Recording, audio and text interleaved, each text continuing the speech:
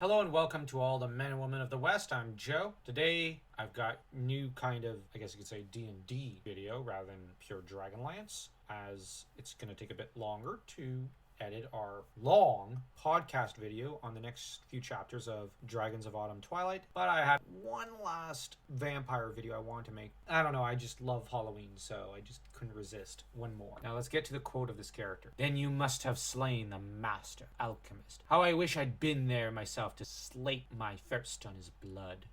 The cult of the dragon will initiate another in the secrets of draconic alchemy. But for now, they must suffer this defeat. Sandesyl Morgia, to the hero of Sleeping Dragon Bridge." This vampire is part elf, or at least she was an elf in life before she was turned into a mockery of the living. That is to say, Nosferatu or vampire. During the 1480s DR, that is to say the timeline of the Forgotten Realms, a new faction within the cult of the dragon emerged. This one was led by a guy called Severin Silrajan, and these guys switched their devotion from Dracoliches to living dragons. Sandesyl considered this a blasphemy, as, well, she's undead. She prefers to worship undead monsters. Sandesyl would act out against the new sect of dragon cultists when the army of the five factions marched upon the Well of Dragons, which sounds a lot like the plot of The Hobbit. Sandesyl would work on the fringes of the Well of Dragons and sabotage the cult's effort to magically create drakes by using the remains she had of dead dragons to fight. In this game of Neverwinter Nights, she allies herself with an adventurer from Neverwinter to disrupt the cult's alchemical-based